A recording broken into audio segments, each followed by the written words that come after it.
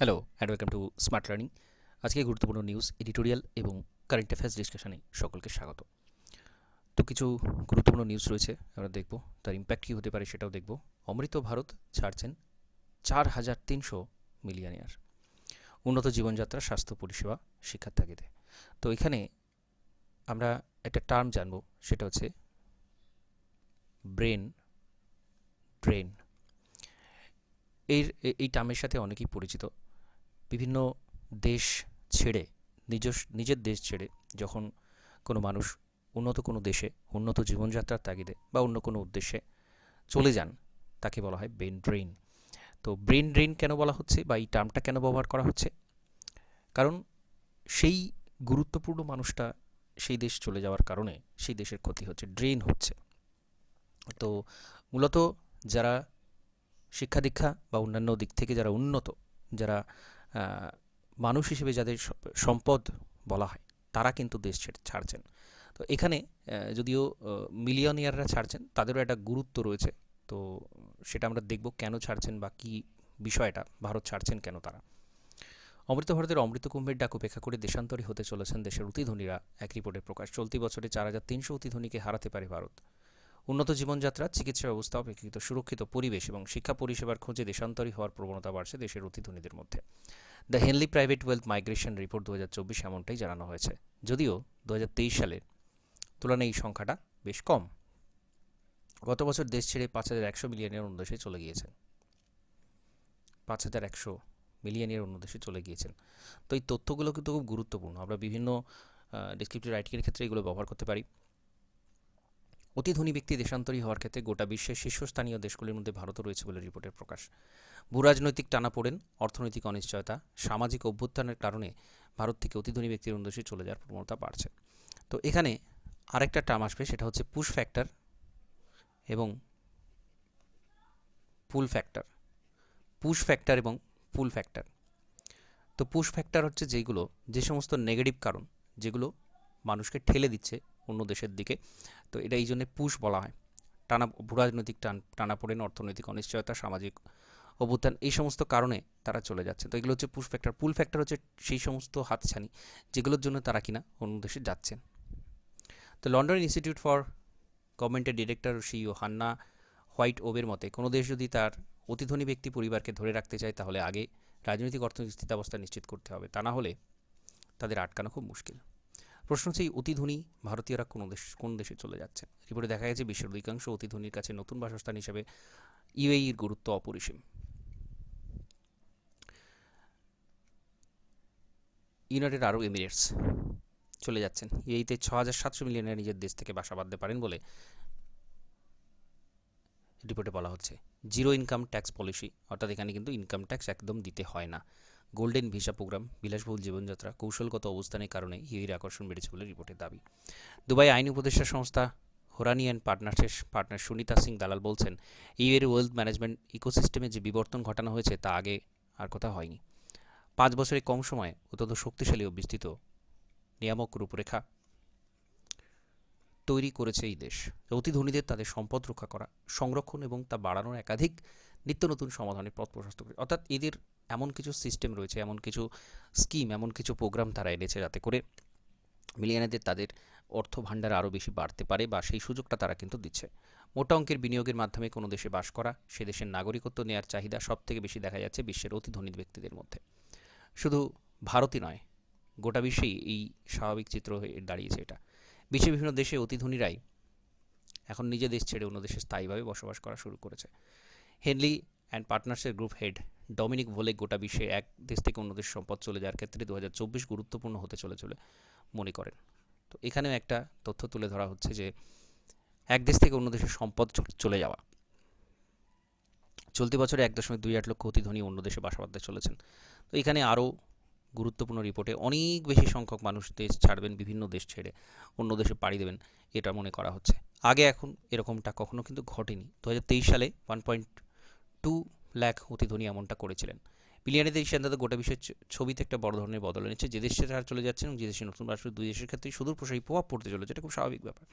সেই দেশের উপর একটা ইফেক্ট পড়বে। নতুন ডেরা বাঁধার ক্ষেত্রে ইউএসএ, সিঙ্গাপুর, কানাডা, অস্ট্রেলিয়া অতিধনীদের অত্যন্ত পছন্দের জায়গা। ভারতে নয়, চীন, ইউকে, দক্ষিণ কোরিয়া, ব্রাজিল, দক্ষিণ আফ্রিকা, তাইওয়ান, ভিয়েতনাম, নাইজেরিয়া থেকে বহু মিলিয়নের উল্লাসী চলে যাবে। তো অতিধনী ধরে রাখতে বিশেষ চ্যালেঞ্জের মুখে পড়েছে বলে হেনলি অ্যান্ড পার্টনার্স রিপোর্টে জানিয়েছে। তো এটা খুব গুরুত্বপূর্ণ বিষয়। আমরা জানি বেন ড্রেন দীর্ঘদিন হয়, কিন্তু এই ধরনের বেন ড্রেন এটা কিন্তু একটা নতুন ধরনের বিষয়। পুশ ফ্যাক্টর, পুল ফ্যাক্টর এখানে কাজ করছে। মাইগ্রেশন এটা একটা গুরুত্বপূর্ণ টপিক মাইগ্রেশনের, এবং সারা বিশ্ব জুড়ে মাইগ্রেশন কিন্তু বিভিন্ন কারণে হয়। তো এখানে একটা নতুন ধরনের কারণ উঠে আসছে এবং তার পরিমাণটাও কিন্তু নেহাত কম নয়, এবং এর যে প্রভাব পড়বে, সুদূর প্রসারী প্রভাব, কিন্তু যে দেশে যারা চলে যাচ্ছে তাদের অর্থনৈতিক উন্নতি থেকে শুরু করে নানান রকম দিকে তার ডেভেলপমেন্ট আরও বেশি ত্বরান্বিত হবে। তো এখানে কিন্তু একটা পরিবর্তন আমরা আগামী দিনে দেখতে পাবো, এর ইম্প্যাক্ট কিন্তু আমরা দেখতে পাবো। বিভিন্ন সময়ে এই নিয়ে বিভিন্ন রিপোর্ট প্রকাশিত হয়, আমরা সেগুলো আরও পরপর আলোচনার মধ্যে নিয়ে আসব। এরপর দেখব গরম নিয়ে চিন্তায় রিজার্ভ ব্যাংক কেন। কারণ হচ্ছে অত্যধিক গরমের কারণে গ্রীষ্মের আনাজ ফলের উৎপাদন ব্যাহত হতে পারে বলে জানিয়েছে ভারতীয় রিজার্ভ ব্যাংক। দেশের বহু জায়গায় ভূগর্ভস্থ জলস্তর নেমে গেছে, সেটাও একটা চিন্তার বিষয়। পণ্যের খুচরো মূল্যবৃদ্ধির হার 4% নামিয়ে আনার লক্ষ্যমাত্রা ছিল, এটা একটা গুরুত্বপূর্ণ বিষয়।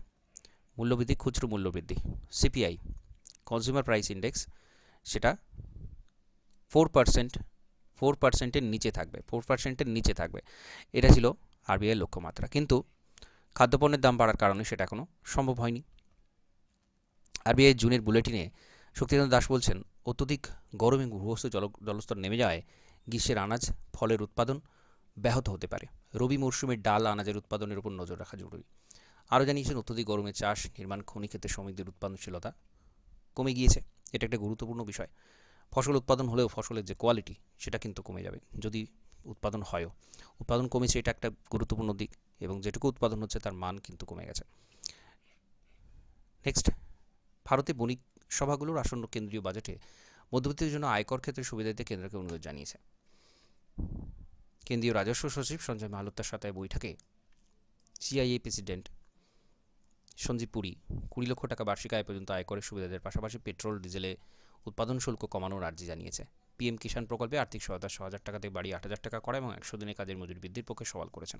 বণিক সভা পিএইচডিসিআই এর আর্জি 40 লক্ষ টাকা বার্ষিক আয়ের উপর 30% হারে আয়কর কেন্দ্র।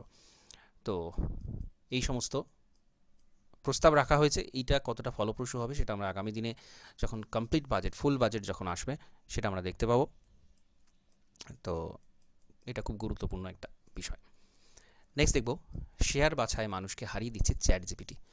তো চ্যাট জিপিটি আর্টিফিশিয়াল ইন্টেলিজেন্স নিয়ে বিভিন্ন আর্টিকেল বহু সময় প্রকাশিত হয়েছে। এখানে একটা নতুন জিনিস আমরা দেখতে পাচ্ছি, কি শেয়ার বাছায় মানুষকে হারিয়ে দিচ্ছে চ্যাট জিপিটি।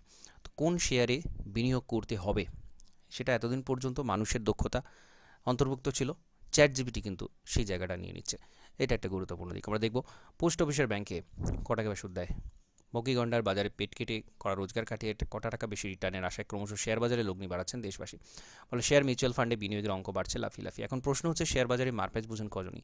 আপনার চেনা পরিচিত যে কজন শেয়ার মিউচুয়াল ফান্ডে লগ্নি করেন বলে আপনি জানেন, কতবার তাদের মধ্যে সার্ভে করে দেখুন কতজন নিজের বুদ্ধিতে শেয়ার মিউচুয়াল ফান্ডে বেশি লগ্নি করেন, কজন চেনা পরিচিত এজেন্টের বুদ্ধিতে। এখন যার বুদ্ধিতে কোনো শেয়ার বা ফান্ড লগ্নির জন্য বাছা হোক না কেন, বিশেষজ্ঞদের দাবি সব কিছুরই একটা সেট প্যাটার্ন আছে। LSTM, algorithm trend, indicator, Bollinger bands, Ichimoku, cloud, Fibonacci, retracement, এমডিসির মতো একাধিক সেই অর্থে জটিল টেকনিক্যাল ইন্ডিকেটর রয়েছে বাজারের মধ্যগতি বোঝার জন্য। তো এখানেও টেকনিক্যাল বিষয়ের কিন্তু আগেও একটা প্রভাব ছিল। এখানে বলা হচ্ছে চ্যাট জিপিটির আগেও এরকম কিছু টেকনিক্যাল বিষয় বোঝার জন্য ছিল। যিনি যত বিশেষজ্ঞ তিনি তত বেশি সংখ্যক প্যারামিটার একসঙ্গে নিয়ে হিসেব নিকাশ করে কোনো নির্দিষ্ট শেয়ার বা ফান্ডের লগ্নির প্রেসক্রিপশন দেন। যিনি যত বড় এখানে বিশেষজ্ঞ তিনি তত সংখ্যক বেশি প্যারামিটার, নানান রকম প্যারামিটার, নানা রকম দিক বিবেচনা করে তিনি ফান্ডের লগ্নির প্রেসক্রিপশন দেন। কিন্তু তিনি তো মানুষ। নিফটির 50টি সংস্থার প্রতিটি শেয়ার দর সম্পর্কে এতগুলো ইন্ডিকেটরের মধ্যে তুলনামূলক চুলচেরা বিশ্লেষণ করা তার তৎকালীন বিশ্ব অর্থনীতি এবং ভূরাজনৈতিক প্রেক্ষিতে ছাঁকনিতে ছেঁকে হাতে গরম নিদান, সবথেকে বড় কথা মোস্ট এফেক্টিভ নিদান দেয়া চারটিখানি কথা নয়। অর্থাৎ শুধুমাত্র এই ইন্ডিকেটর নয়, তার সাথে সারা বিশ্বের অর্থনীতি কোন দিকে যেতে পারে, তার প্রভাব শেয়ার মার্কেটে কতটা পড়তে পারে ইত্যাদিতে বিষয় সমস্ত কিছু দিক বিবেচনা করে তবে কিন্তু তাকে ফাইনাল একটা জাজমেন্ট, মোস্ট এফেক্টিভ নিদান একটা তাকে দিতে হচ্ছে। সেটা কিন্তু করাটা খুব সহজ নয় একটা মানুষের পক্ষে। এখানেই এআই আরও নির্দিষ্ট করে বললে চ্যাটজিপিটির মতো অ্যালগোরিদম ভিত্তিক লার্জ ল্যাঙ্গুয়েজ মডেল শেয়ার বিশেষজ্ঞ হিসেবে মানুষকে 10 গোল দেবে, বলছেন university of Chicago school of বিজনেসের 3 গবেষক। সম্প্রতি প্রকাশিত তাদের গবেষণাপত্রে দাবি করা হয়েছে চ্যাটজিপিটি কোনো সংস্থার ফাইন্যান্সিয়াল স্টেটমেন্টের বাকি প্রয়োজনীয় তথ্য বিচার করে শেয়ার বাজারের ক্ষেত্রে মানুষকে হারিয়ে দিতে সক্ষম। 15,000 সংস্থার ফিনান্সিয়াল ডেটা নিয়ে চালানো এই সমীক্ষায় রীতিমতো তথ্য পরিসংখ্যান দিয়ে তারা দেখিয়েছেন মানুষ বিশেষজ্ঞ যেখানে 57% সেখানে সঠিক প্রেডিকশন দিচ্ছে, সেখানে এখনই 60% ক্ষেত্রে ঠিক হচ্ছে চ্যাটজিপিটি। অর্থাৎ বর্তমান সময়ে যতটুকু উন্নতি হয়েছে চ্যাটজিপিটি আর্টিফিশিয়াল ইন্টেলিজেন্সের, সেই জায়গাতে দাঁড়িয়ে তারা কিন্তু মানুষের থেকে বেশি অ্যাকুরেট প্রেডিকশন দিতে সক্ষম। গবেষণা দাবি চ্যাটজিপিটির মতো লার্জ ল্যাঙ্গুয়েজ মডেলে অ্যালগরিদমে যত বেশি ডেটা ক্রমে ঢুকবে তত ধারালো হবে তাদের প্রেডিকশন। অর্থাৎ লার্জ ল্যাঙ্গুয়েজ মডেলে যত বেশি ডেটা, যত বেশি তথ্য ক্রমে ঢুকবে, এই যে ভূ রাজনীতিগত তথ্য বা আন্তর্জাতিক ক্ষেত্রে বিশ্ববাজারের যে সমস্ত তথ্য, সেই সমস্ত তথ্য যদি তারা পেয়ে যায় সেক্ষেত্রে কিন্তু তারা আরও বেশি অ্যাকিউরেট হতে পারবেন নেক্সট দিনে, এটা এখানে বলতে চাওয়া হচ্ছে। মানুষ এবং এআই চ্যাটজিপিটি অ্যানালিসিসকে পরস্পরের প্রতিপক্ষ হিসেবে দাঁড় করিয়ে না দিয়ে পরস্পরের পরিপূরক হিসেবে ব্যবহার করলে লাভের সম্ভাবনা অনেকটা বাড়িয়ে দিতে পারা যাবে। বিশেষজ্ঞ মহলে একাংশে আবার দাবি অত্যাধুনিক জিপিইউ সমৃদ্ধ এআই ভিত্তিক সুপার কম্পিউটারে নিউরোফর্মিক কম্পিউটারের সাহায্যে যেভাবে হিউম্যান ব্রেনের নিয়ার নোটাল সিমুলেশন করা সম্ভব হচ্ছে বর্তমান দুনিয়া, তাতে আগামী দিনে শেয়ার বাজার প্রেডিকশনের ক্ষেত্রে এআই নির্ভর লার্জ ল্যাঙ্গুয়েজ মডেলের চাহিদা কদর 2 বাড়তে চলেছে একাংশে। তো হিউম্যান ব্রেনের নিয়ার টোটাল সিমুলেশন করা সম্ভব হচ্ছে বর্তমান দুনিয়ায়। তো এটা একটা গুরুত্বপূর্ণ দিক। সেই সাথে দাবি করছেন শুধুমাত্র এআই দিয়ে প্রেডিকশনের লগ্নি বিপজ্জনক, কারণ এআই মডেল যেখানে সংখ্যা পরিসংখ্যান নিয়ে মানুষের থেকে নিখুঁত হিসেব নিকেশ চোখে নিমিশে করে দিতে পারে, সেখানে মানুষ তাকে বর্তমান সামাজিক ভূরাজনৈতিক প্রেক্ষিতে ফেলে বিচার করতে পারবেন। তো এআই একটা তথ্য নির্ভর ব্যবস্থা, এটুকু বলা হচ্ছে তথ্য নির্ভর ব্যবস্থা, সেখানে তথ্যের বাইরে কিন্তু আর কিছু নেই, তথ্যের বাইরে আর কিছু নেই। তো সেই জায়গাতে মানুষ সামাজিক এবং ভূরাজনৈতিক প্রেক্ষিতে ফেলে বিচার করতে পারেন, যা এআই মডেল পক্ষে সম্ভব নয়। তাই লগ্নি ক্ষেত্রে দুজনেই সিনার্জি কাজে লাগিয়ে 2+2 5 করে ফেলার রাস্তা নেওয়াই ভালো। অর্থাৎ এখানে উভয়ের পরিপূরক হওয়ার কথা এখানে কিন্তু বলা হচ্ছে। নেক্সট আমরা কারেন্ট অ্যাফেয়ার্স দেখব। 19 June international day for the elimination of sexual violence in conflict, এটা 19 জুন পালন করা হয়। ইউনাইটেড নেশন থেকে তো পালন করা, এটা গুরুত্বপূর্ণ, elimination of sexual violence in conflict, তো এটা গুরুত্বপূর্ণ। আর কি world sickle cell day, sickle cell day এটাও 19 জুন পালন করা হয়। এটা হচ্ছে সিকেল সেল ডিজিজটা কি, এর একটা জেনেটিক ব্লাড ডিসঅর্ডার, এটার জন্য অ্যাওয়ারনেস বিল্ড করার জন্য এটা পালন করা হয়। এবছরের থিম কি ছিল, hope through progress advancing sickle cell care globally.